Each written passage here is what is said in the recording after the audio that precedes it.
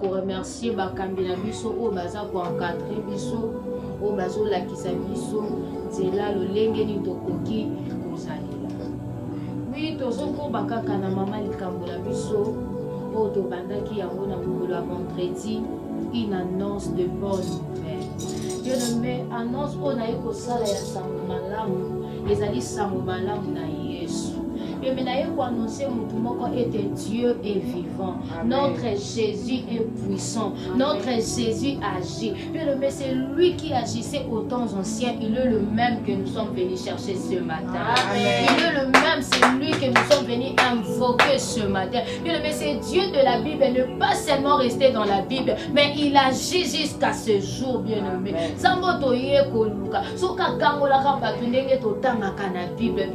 Il est capable de le faire dans ta vie. Car la Bible déclare il est le maître hier, aujourd'hui et éternellement. Mais oh, il y a ça là qui lobby, il est capable de le faire. Amen.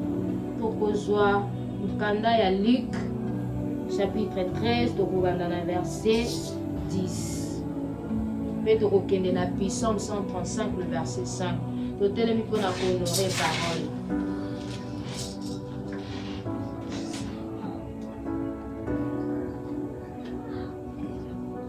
Jésus enseignait dans une synagogue le jour du sabbat. Et voici, il y avait là une femme possédée d'un esprit qui la rendait infirme depuis 18 ans. Elle était courbée et ne pouvait pas du tout se redresser. Lorsqu'il la vit, Jésus lui adressa la parole et lui dit « Femme, tu es délivrée de ton infirmité. » Et il lui imposa le main. À l'instant, elle se redressa et glorifia Dieu. La Psaume 135, le verset 5. Ah, la Bible, je sais que l'Éternel est grand et que notre Seigneur est au-dessus de tous les dieux. Tout ce que l'Éternel veut, il le fait dans le ciel et sur la terre, dans le mer et dans tous les abîmes. On a reçu qui s'est rejoint Ésaïe.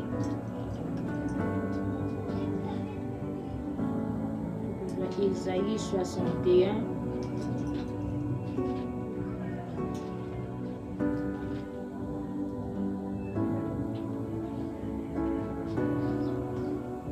Toujours Ésaïe 61. Tout bandit na verset 1. Qui nous na verset 2. L'Esprit du Seigneur l'Éternel est sur moi, car l'Éternel m'a oint pour porter de bonnes nouvelles aux malheureux. Il m'a envoyé pour guérir ceux qui ont le cœur brisé, pour proclamer aux captifs la liberté et aux prisonniers la délivrance.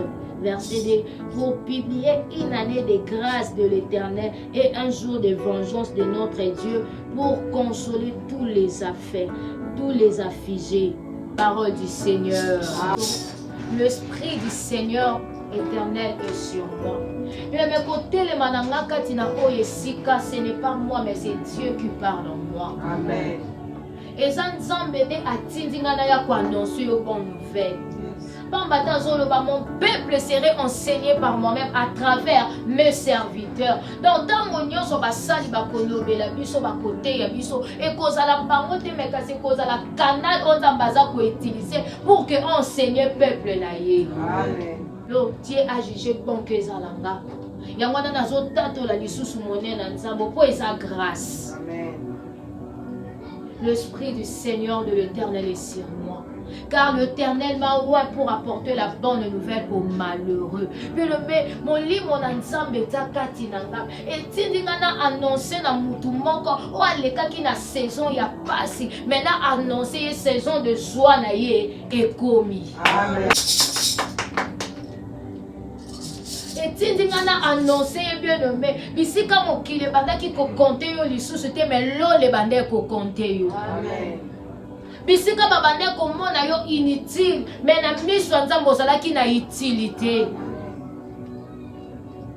Bien le metongo na lelo pangusama ya miso.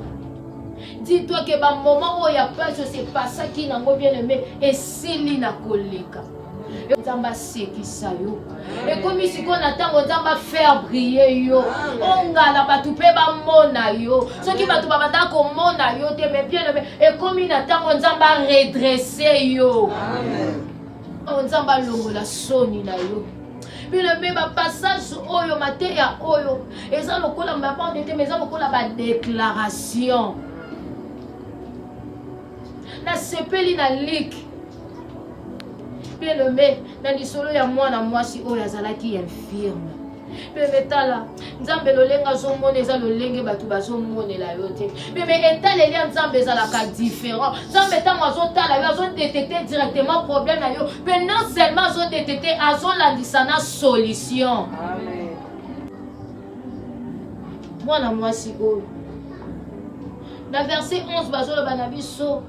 Et voici, il y avait là une femme possédée.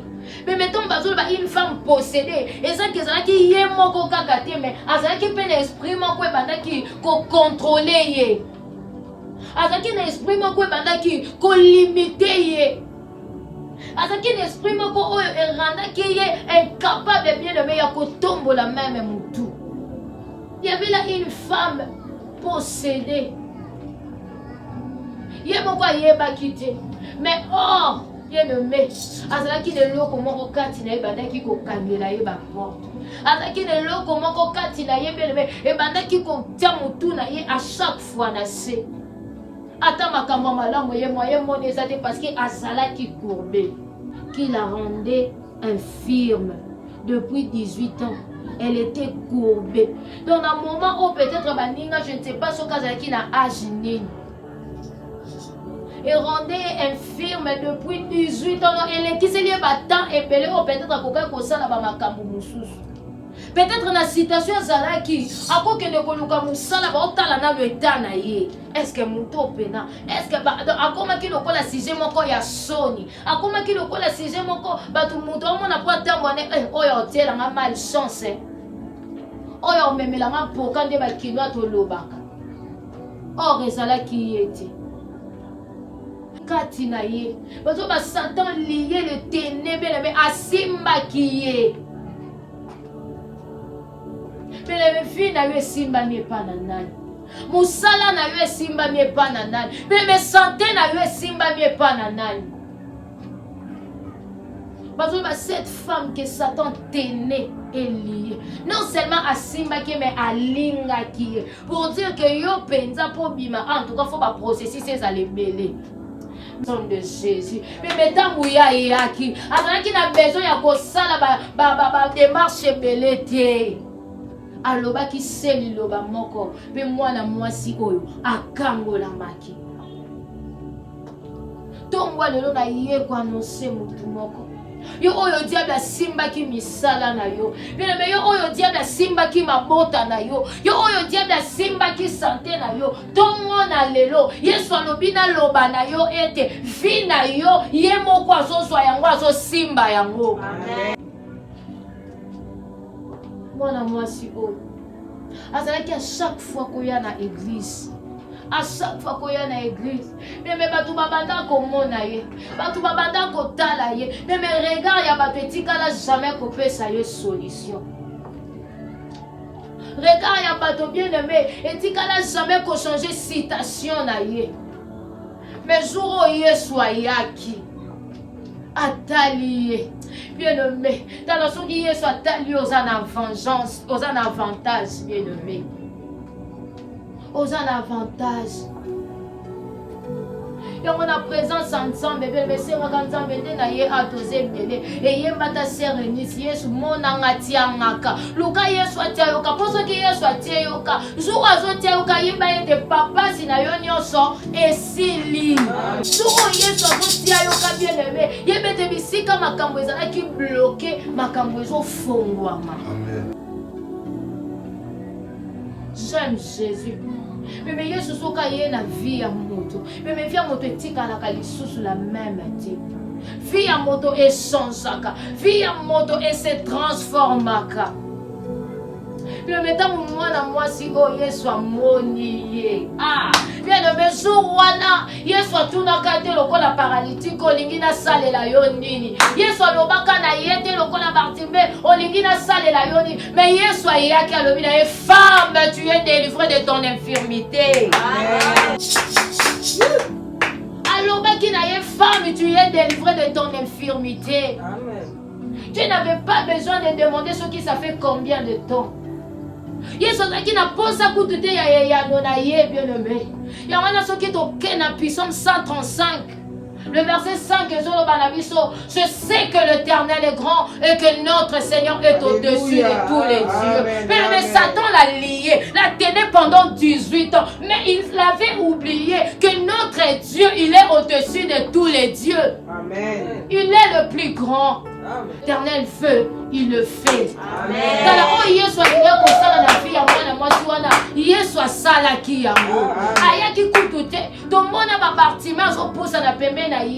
Yesu atuni olingi na salela yo nini Bartima zongi saka na lingi na mona lisusu mais epa na mwana mwasi o lokola oyo ye alingi tala asa même pas na besoin ya accord na yo moko pour ka délivrer yo. Amen.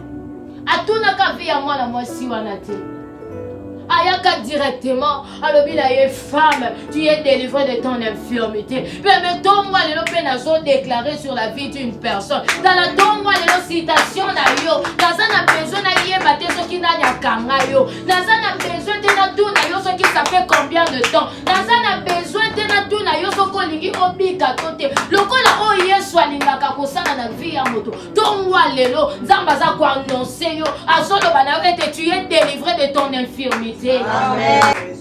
Peut-être yazala qui courbé. Le problème na yo ezanini. Yazala qui courbé, yazala qui nan kuki. Mais le problème de ezanini zama bota. Problème na yo zama sala. Problème na yo za que ministère rezo avancé te. Problème na yo za ya libala. Problème na yo za ya ba relation ya ba voyage. Puis le Yesu alobi na yebisa yo tongwa lelo azo changer nyonso. Tongwa lelo azo bongo la nyonso. Asa na posa ya accord na yo te pour kasali la yo. De le cœur. Mais Yesu amona qui déjà posa ya mwana mwasi o ezala ki abika. Amen. Mais ezala ki courbé. Peut-être quand Jésus était là, a remarqué que Yesu était, mais Dieu l'avait remarqué. Amen. C'est la vérité. Avancez. Yesu amona qui ba problème na ye. Mais na tango nyonso zo pousa na pembeni ya Nzambe. Mais rassure-toi que Dieu te connaît. Dieu voit ton cœur, il voit ta souffrance. Zamba zo mona yo. Peut-être yo bakina kende kaka pona mesana. Na kende kaka po déjà na ndimela Yesu na koki kozonga simate. Na kende kaka. Attends, parce que je suis courbé. Mais dis-moi, je vais le servir avec la force qu'il m'a donnée. Mais dis-moi, ma colonanga est comme kaka na présence en Zambé. Mais dis-moi, ma boko nanga ta maison bête ma toya Yesu koyoka. Mais dis-moi, milolo nanga na kobeta Yesu koyoka. Na motema le peut-être alobaki azala ki désespéré. Mais 18 ans, et ça 18 jours té. 18 ans, ils ont un jour, ils ont une année ébélée. Peut-être qu'ils ont un âge avancé, mais peut-être qu'ils ont une ménopause. Mais ceux qui ont pas Yesu, mais ils ne restent pas à moitié, mais en totalité. Amen.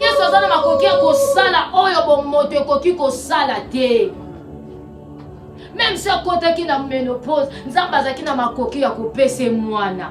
Amen. Ata baloba ki déjà sa koma ya quartier, nzamba qui na makoki ya kopese libala na azwa koma ki nango. Ata babade ko zoete par rapport ya état na ye, mais Yesu alinga ki asala ete lokola kangolier. Puis me batunyo so ba ko s'intéresser na ye, a ko faire briller ye. Ça c'est notre Dieu.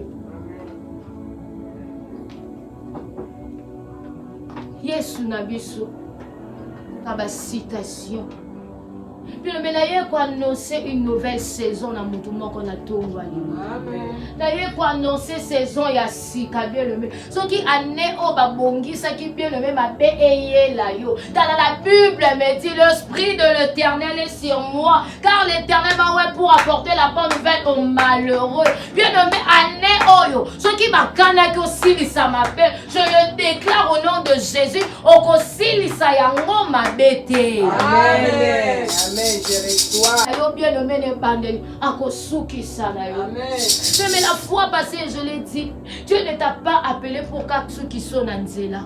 Dans l'ensemble, bengi yo ta condition année ote pour que mutune kitanase. Dans l'ensemble, bengi yo te na mosala wana pour que kombone yo ki samason. Zamba bengi yo te pour que balo babanda ki biasu ki wapi non. Soka bandia silisaka. Amen. Soka bandia silisaka. Amen. Abengi yo te pour suka quelque part pour mokili balo ba. Akanisa kini no Samba bengi yo poka koma no kino na suka Ye oya banda na yo akosuki sa pe na yo Yo mena ye kwa nose yo ane ya sika Amen. Yo me kaka na ane o mena zo nose yo saison ya sika Tala lo lene na baneto za kana ne saison Ngape na za kwa nose yo Tala soki saison oye leki Ozalaki na saison moko ya ba pleur Mais saison oyo ezo za la saison moko ya koseka Amen. Ce qui a dit saison moko obungi saki mais on perdait qui peut-être va être cher mais cette fois-ci Dieu m'a envoyé de consoler des cœurs qui sont brisés. Amen. Bazo restaurer libota moko liboto balake la mabe mais hier soyez alobi je te bénis. Amen. Pour toi tu es là yo pointer la vie. Moi si yo diable akanga qui a granda qui est infirme atiela qui est point mais abosana qui était ezana créateur na ye ezana papa na ye nzambo ya tika kate tango yozo mona batu bazo tia yo kate tango yozo mona batu bazo kipe yo te mais il y a un Dieu dans le ciel o yazo mona yo Amen. tia yo kate mais ye azo tia yo ka Amen. batu bazo mono pamba bazo mono solo te to tia musika batu abongo nde Yesu ayaka Amen. ayaka lokoti ya sokoli pa pesi tina na miso bato kaka lobi kaka bato balobaka yete me bakokokamwa yo moko bango moko bazopona yo bazowelela yo c'est le temps de Dieu c'est ta saison ekwannonce saison ya mutu moko mais il est temps que Dieu te relève il est temps que Dieu te restaure il est temps que Samba pesa yo esengoluka na vie pamba te Para mwana mwasi oya bandeko yeglise na pamba Dieu. Dieu n'oublie jamais le bienfait. Abandaki kotala mwana mwasi malgré état na ye il s'approchait de Dieu. Alors oui, approchez-vous de moi tel que vous êtes. Alléluia. Malgré son infirmité, malgré son incapacité, mais il s'était dit, Tenzambatala keta mutute. Baba difficulté mutute les contrats yokuta lingaka bongo soki to s'approcher à Kangoli ebele lelo akoma po église azomitala ebele lelo bakoma na ba raison le non que l'église te po naza na offrande te nzamba yebi koza na mote ebele lelo nane lamba kolata te ebele lelo nga peut-être soki po ya Dieu n'a pas besoin de ça. Okoki kolata lolenge nyonso pelebe okoki kotia po fronda monene mais soki motema na yo eza peto te eza malamu te yebete nyonso kosala ekozala bamba. Amen. Na mwasi atalaki eta na ye te Yesu amonaka mitema azotala mwana mwasi o malgré état na ye malgré bato bazotia ye kate mais miso ya Nzambe ezalaki likolo na ye tala miso ya Nzambe eza likolo na yo tala miso ya Nzambe eza likolo ya mutu moko lolenge Nzambe azomonela yo eza te lolenge nde bato bazomonela bato batalaki ye na miso ya litio batalaki ye na miso ya koseka mais Yesu ayaki aza muto tanga azotala zoyoka mawa c'est que j'aime avec Dieu tana soka yokeli yo mawa saleli yo ngolu Amen. Dans la moutouma, quand on va y aller malade, Mawa a trouvé grâce. Et de bisiko lela ki nzamba seki sayo. Amen. Bisiko kweya ki nzamba tombo la yo. Bisiko baseka ki yo babete la yo maboko. Bayeba ete nzambo yaka koluka yebi yo. Nzambo yaka koluka mona kayo. Nzambo yaka koluka bien-aimé ayebi pasi na yo. Balobi tongo alelo bien-aimé. Na annoncer une bonne nouvelle. Une saison nouvelle. Une nouvelle saison. Mais une saison où tu vas pleurer de joie. Mais de larmes que mais ça sera de larmes de joie. Il y a également.